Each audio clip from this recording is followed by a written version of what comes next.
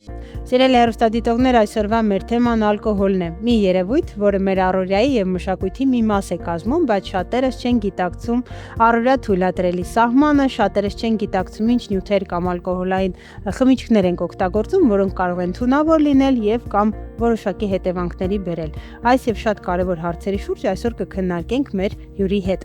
Իմ հյուրն է այսօր կախվածությունների բուժման ազգային կենտրոնի բժիշկ նարկոլոգ Սերժ Ազատյանը։ Ողջույն, բժիշկ Ազատյան, եկեք նախ խոսենք այն մասին, արդյոք գոյություն ունի ալկոհոլի ընդունման հիգիենա եւ արդյոք գոյություն ունի թույլատրելի սահման կամ նորմայի որոշակի սահման, որ կարող ենք ձևակերպել։ Եկեք փաստենք մի բան, որ ալկոհոլը բոլոր ժամանակներում եւ մշակույթներում գործածվել է ու նաեւ գործածվում է ներկայումս ու դեռ չկա այնպիսի մի սահման ու այնպիսի մի միտք, որով հնարավոր կլինի այդ ալկոհոլի գործածումը միանգամից սահմանափակել։ Ալկոհոլի նորմա, գործածման նորմա ասված հասկացություն թե բժշկության մեջ եւ թե մնացած ոլորտներում գոյություն չունի, դա շատ անհատական է եւ ամեն ու ինդիվիդուալ է ու հետեւաբար արդեն կախված է թե օրգանիզմի վիճակից, թե տարիքից, սեռից, առողջական խնդիրներից եւ նորմա ասվածը ամեն մեկը իր համար պետք է փորձի ընդունել նորմա ու շարժվել այդ նորմայով։ Իսկ երբ որ արդեն լինեն ազդանշաններ, արդեն փորձել դիմել մասնագետի։ Իսկ եթե փորձենք սահմանել այդ նորման, դա կարող լինի ամսական 2-3 անգամ ալկոհոլի գործածումը, այն էլ թույլատրելի չափաքանակներով միայն։ Դա քանի գրամն է մոտավոր այդ թույլատրելին։ Դա շատ ինդիվիդուալ է։ Այո, մեկի համար կարող է այդ թույլատրելի նորման լինել 2-3 բաժակ, մեկի համար 5-6 կամ մյուսի համար ընդհանրապես թույլատրելի չլինի ալկոհոլ գործածելը։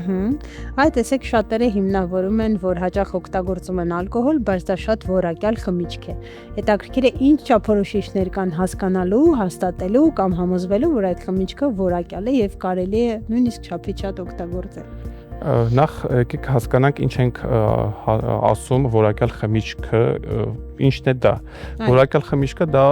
սերտիֆիկատ ունեցող լիցենզավորված գործարանային արտադրանքն է, բայց թե որակյալ եւ թե անորակ ալկոհոլը երկու դեպքում էլ ազդող նյութը նույնն է, էթիլ սպիրտն է եւ էթիլ սպիրտը չի կարող օրգանիզմի համար համարվել օգտակար։ Հետեւաբար մեկի որակյալ խմիչքի դեպքում ռիսկը մի փոքր քիչ է, իսկ ոչ որակյալի դեպքում շատ։ Հետեւաբար ասել, որ որակյալ խմիչքը կարելի է օգտագործել, ոչ, այստեղ կուզեմ բերեմ օրինակ, որ մեր պացիենտները, երբ որ դիմում են մեզ բուժման, հենց ալկոհոլային կախվածության դեմ բուժման նպատակով, իրանք միշտ այս արտահայտությունը անում են, որ ես օգտագործել եմ բժիշկ ջան որակյալ, թանկարժեք խմիչքներ ու ինչի պետք է իմ մոտ ձևավորվել ալկոհոլային կախվածություն։ Բայց եկեք հիշենք, եթե այդ խմիչքը թանկարժեք է, մեկը իր ազդող նյութը նույն էթիլ սպիրտն է, հետեւաբար հավանականությունը գրեթե հավասար է։ Ստացվում է, որ եւ թունավորվելու եւ կախվածություն ձեռք բերելու հավանականությունը բոլորովին կապ չունի թանկարժեքության կամ այսպես կոչված որակի հետ։ Զուտ անձը փորձում է իրան սփոփել այդ մտքով։ Կամ արդարացնել իր ալկոհոլի գործածումը։ Պարզ է։ Մեր մշակույթում նաև շատ ընդունված է տնային պայմաններում ալկոհոլ պատրաստելը։ Ինչ կասեք այդ մասին, արդյոք այս դեպքում եւս թունավորումների օրինակ հավանականությունը ավելի շատ է, արդյոք դա բուժիչ ինչ-որ ավել հատկություններ ունի, թե ոչ, ինչ կարծիք։ Այո, շատ ճիշտ եք, մեր մշակույթում տարածված է տնայնագործական նույն ինքը թորած օղու կիրառումը եւ պատրաստելու այդ արարողությունը։ Ցավոք պետք է նշեմ, որ տնայնագործական օղին ինքը չի անցնում մի քանի փուլեր, չի ֆիլտրվում բազմաթիվ միջոցներով, ոնց որ գործարանային պայմաններում, հետեւաբար ինքը ոչ միայն օրգանիզմի համար վտանգավոր է, այլ նաև կարող է ունենալ մահացու դեպքեր, քանի որ այդտեղ արդեն հնարավոր է էթանոլը փոխարեն լինի մեթանոլ եւ Հայաստանի Հանրապետությունում ցավոք սրտի մի քանի տարի առաջ գրանցվել են հենց թորած օղու գործածման հետևանքով մահվան դեպքեր։ Այսինքն այդ միֆը, որը կա մեր իրականությունում, որ ինքը ոչ միայն անվնաս է, այլև բուժիչ, դա իրականությանը չի համապատասխանում։ Հարգելի հեռուստադիտողներ, ներողամիտ եղեք եւ ըմբռնումով մոտեցեք, քանի որ բժիշկը հաստատում է եւ խոսում փաստերով, որ փաստորեն տնային պայմաններում զտված ու ստացված ալկոհոլը ոչ միայն բուժիչ չէ, այլ նաեւ կարող է վտանգավոր լինել, որտեղ բոլոր փուլերը պատրաստման, ինչպես հարկն է, չի անցնում փաստորեն։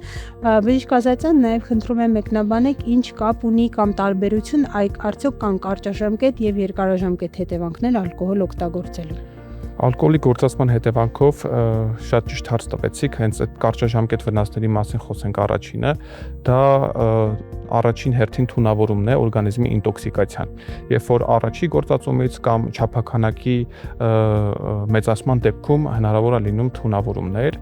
Նկատում ենք ամենաառաջին, կյանքում առաջին անգամ ալկոհոլի ընդունման մասին։ Նաև այդ մասին, նաև այն դեպքում, երբ որ հնարավոր է աննախադեպ շատ ալկոհոլ գործածվի,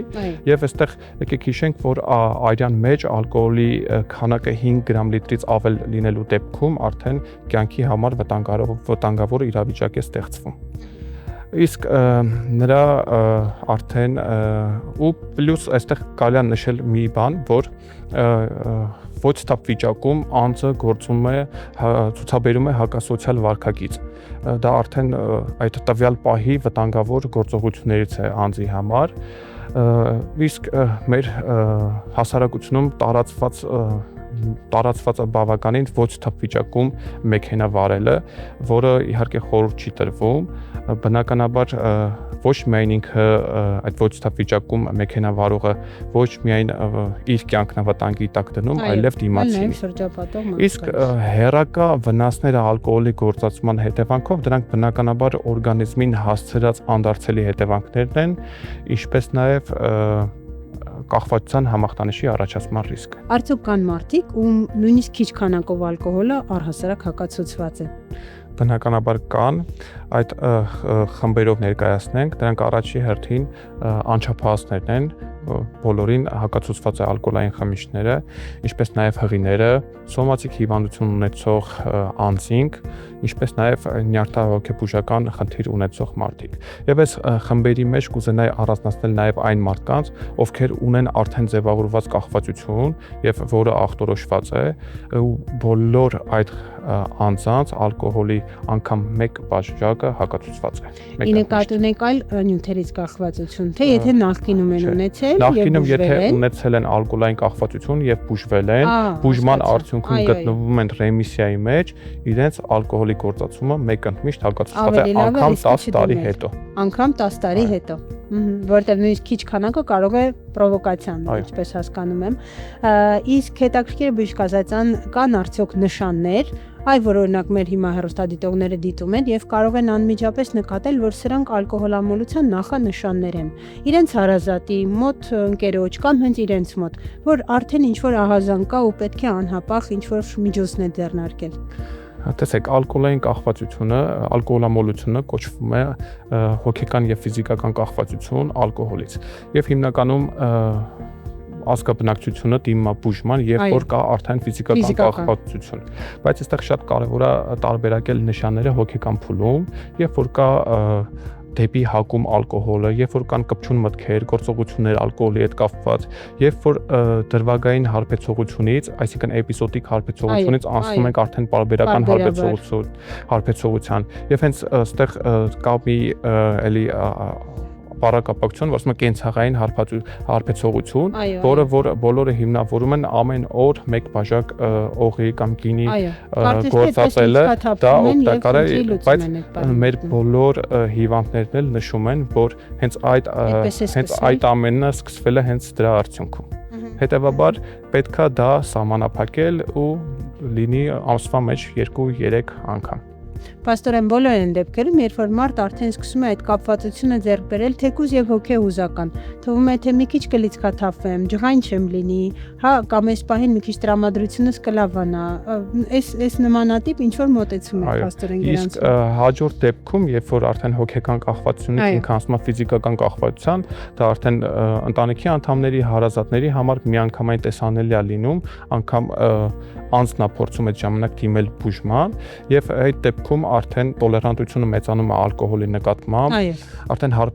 ալկոհոլը ոչ միայն պետք է լավ տրամադրության, այլ օրգանիզմի փոփոխված գործունեությունը պահպանելու համար։ Ու այս դեպքում իր գլխավոր ախտանիշը հանդիսանում է զրկանքի համախտանիշը լոմկա ասվածը, երբ ալկոհոլի նորմալ դարձած քանակների գործածումը կտրուկ դադարեցվում է պացիենտի անձի կողմից եւ այդ դեպքում դիտվում է արդեն նյարդաբանական, սոմատիկ, հոգեկան ախտանիշներ եւ ֆիզիկական վիճակը փոխվում ու վատանում։ Եվ այդ դեպքում արդեն անհրաժեշտություն է դառնում դիմել բուժման։ Եվ եթե կան ձեր նկատում եք այս ախտանիշները թե հոգեկան եւ թե ֆիզիկական փուլում ձեր մոտ կամ ձեր հարազատի, ապա կարող եք դիմել կախվածությունների բուժման ազգային կենտրոն խորհրդատվության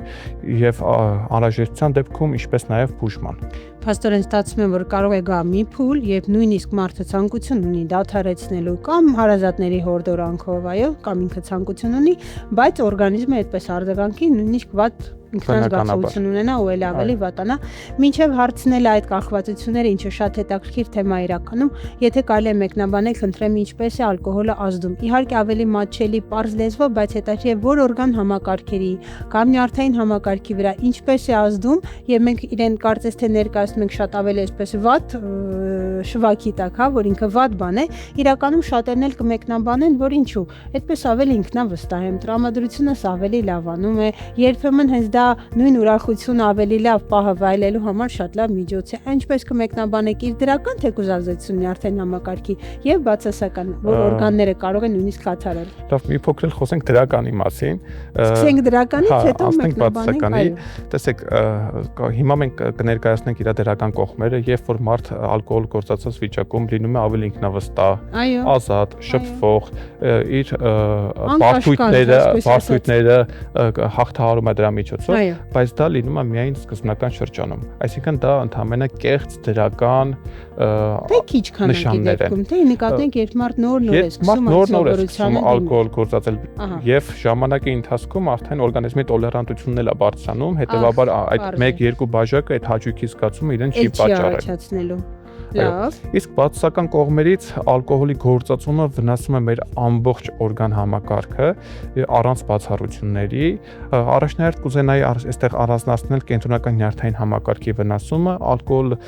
ալկոհոլի գործածումը արդեն մեր հիշողության, ուշադրության վրա է ազդում, ինչպես նաև չարաշահումը ժամանակի ընթացքում արդեն ուշ փուլերում գլխուղեղում առաջացնում են բջիջների անդարձելի մահ։ Իսկ շարունակելով օրգան համակարգերից ալկոհոլը առաջնահերթ ազդում է մեր լյարդի վրա, գործածումը երկարատև ժամանակ առաջացնում է լյարդի չափերի մեծացում, ճարպակալում, իսկ արդեն ուշ փուլերում հեպատիտ, ցիրոզ։ Ինչպես նաև ալկոհոլը ազդեցություն է ունենում մեր սիրտանոթային համակարգի վրա, կարող է լինել դիտվել զարկերակային հիպերտենզիա, սրտի ռիթմի խանգարում, մասնավորապես տախիկարդիա եւ մեծացնում է ալկոհոլը կրկին սրտամկանի ինֆարկտի ռիսկը եւ մնացած այլ սիրտանոթային հիվանդությունների։ Բժիշկ Ազատյան, եթե կարելի է մեկնաբանենք նաև ինչու շատ մարդիկ ավելի կախվածության հակում ունեն, քան մյուսները, նույն ալկոհոլի չափականակ օգտագործելու դեպքում։ Բնականաբար այստեղ շատ կարևոր է տարիքը, սերը, ժառանգական նախատրամադրվածությունը, ինչպես նաև միջավայրը։ Տարիքի հետ հիմա հերթով մեկնաբանեք, խնդրում եմ։ Տարիքի հետ ավելի հավանական է կախվածությունը։ Տարիքի մեծացման հետ արդեն կախվածության առաջացման ռիսկը ավելի է մեծանում։ Ավելի է մեծանում։ Բնականաբար։ Սերը կանայք ավելի հակված են ալկոհոլային թունավորումների, որի արդյունքում էլ բնականաբար ալկոհոլ դեհիդրոգենազ ֆերմենտի ցածր խտությունով պայմանավորված։ Ինչպես նաև ժառանգական նախատրամադրվածությունը այստեղ մեծ կարևորություն ունի ու գենետիկ շատ գործոններ են ազդում ալկոհոլամոլության առաջացման դեպքում։ Իսկ միջավայրի մասին արդեն խոսելը ավելորդ է, որ դա ամենամեծ դերը ունի։ Ամենահետաքրքիր ուշագրավ փաստը, որ կանայք ավելի հակված են կախվածություն ունենալու։ Հետաքրքիր էր։ Եվ կարծես թե դուք զրույցի ժամանակ նշում եք, որ նույնիսկ թունավորվելու հավանականությունն ավելի շատ է։ Առավել եւս թունավորման հավանականությունը կանանց ավելի մեծ է, ինչպես նաև հենց երեխաների մոտ հենց այդ ալկոհոլ դեհիդրոգենազ ֆերմենտի ցածր խտությունով է դա պայմանավորված, անգամ ազգաբնակչություններ կան, որոնց մոտ այդ ֆերմենտը իծն է ցածր է, որով իրանք կրկին չեն կարողանում ալկոհոլ օգտագործել։ Ինչ լավ բան է, գոնե օրգանիզմը թույլ չտա կամ Այո։ այդ ժամանակին կանգ առնելու ազդանշանը միացնի։ Եվ իհարկե ամփոփելով կամ ավարտին խնդրում եմ ասեք, արդյոք հնարավոր է բուժվել ալկոհոլամոլությունից, առհասարակ բուժվել, վերջնական, եւ ինչպես է կատարվում բուժումը, ինչ ժամանակակից մոտեցումներ ու սխեմաներ կան։ Ըստ Առողջապահության համաշխարհային կազմակերպության, ալկոհոլամոլությունը դա քրոնիկ պրոգրեսիվ հիվանդություն է, ինչը իրենից ենթադրում է հիվանդության սրացումներ եւ ռեմիսիաներ։ Ալկոհոլամոլության դեպքում սրացումների ժամանակ կատարվում է կախվածությունների բուժման ազգային կենտրոնում թե ամբուլատոր եւ թե հիվանդանոցային պայմաններում բուժում։ Բուժումը իրականացվում է բժիշկ-նարկոլոգի կողմից, որին մասնակցում են նեղ մասնագետներ, կատարվում է լաբորատոր եւ գործիքային հետազոտություններ, ինչպես նաեւ այդ ամբողջ բուժման ընթացքում սոցիալ-հոգեբանական թիմն է մեծ ազդեցություն ունենում։ Իսկ բուժման արդյունքում բժիշկ-նարկոլոգը հասնում է նրան, որ